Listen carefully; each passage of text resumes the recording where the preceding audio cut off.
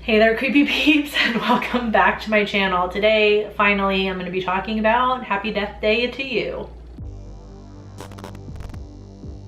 I know, I didn't post anything last week. I'm going to address it in Friday's video, which is going to be a February recap, so just bear with me until then. You'll get an explanation if you want one.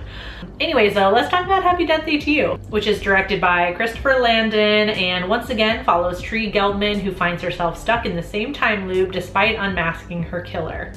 Tree learns that her boyfriend's roommate might have something to do with the time loop, however, which is a horrible description that I wrote, but So I felt like there was like two distinct feelings I had about this movie. First being kind of like my initial gut reaction, and then after I thought about it and when I went back and watched the first one, which I did after seeing the sequel, I changed my tune a little bit.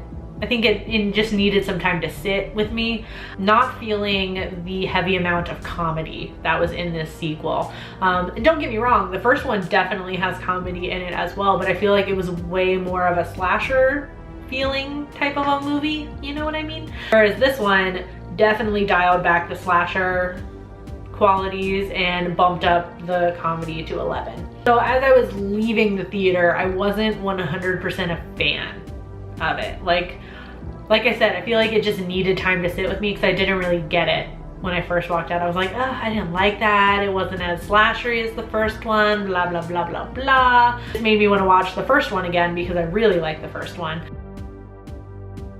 So I went back and rewatched the first one, and after that I kind of got it, like something clicked, the light bulb came on, so to speak. Just for some context, I love the first one. I gave it a 5 out of 5, just so you know where I'm coming from, So the first movie is definitely all about Tree finding her killer. She doesn't understand the time loop. We don't understand the time loop because they never explained it, so the only thing we can guess is it has to do with her dying, and that's what she surmises. So she finds her killer, and so she naturally assumes, oh, the time loop will end. The second one picks up right where the first one left off. She's just unmasked her killer and she thinks it's over, and then she finds out she's repeating the same day again.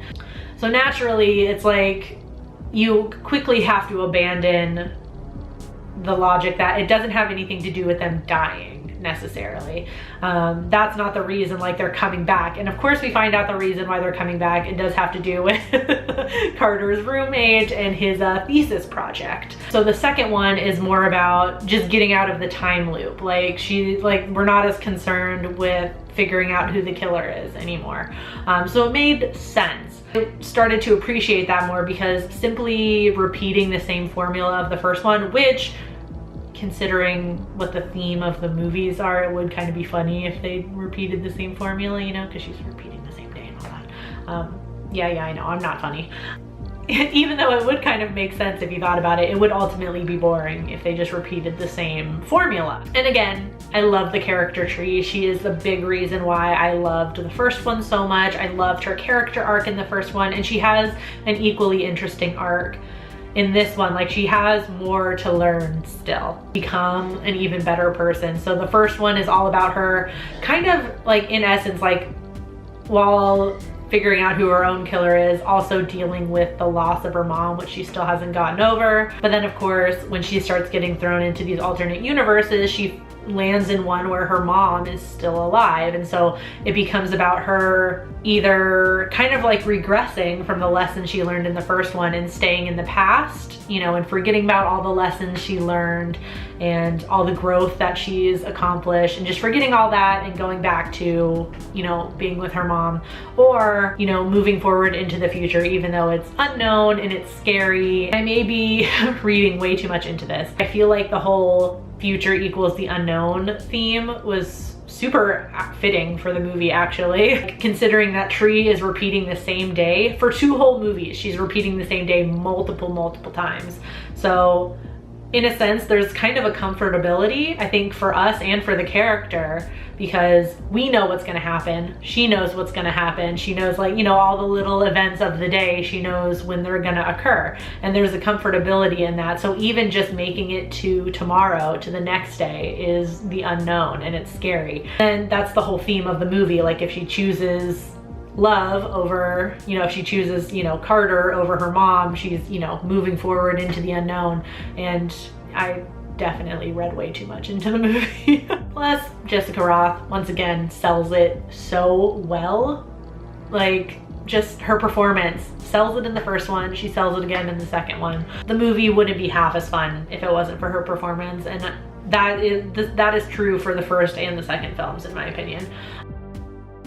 Overall, I ended up actually kind of loving the sequel. It took some time. It took some thinking about it, but I think the sequel was, you know, played it smart. It was well thought out and not quite as good as the first, but then again, sequels rarely are, so that's fine. I'm gonna give it a 4 out of 5 on IMDb. It has a 6.7 out of 10 on Rotten Tomatoes. It has a 68% score, both for critic and audience. And on Letterboxd, it has a 32, nope. And then on Letterboxd, it has a 3.2 out of 5. I've already seen Happy Death Day to You, which I'm sure most of you have already at this point.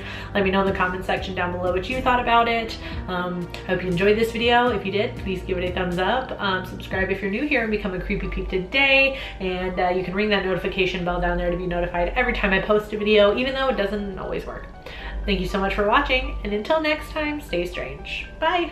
This video is brought to you by all of these awesome Patreon supporters who are listed here on the screen. Thank you guys so much for your support. If you want to find out the perks to being a Creepy Patron Peep, you can follow that link that's in the description box. And if you want to check out more videos, you can click the video that's on the screen right now.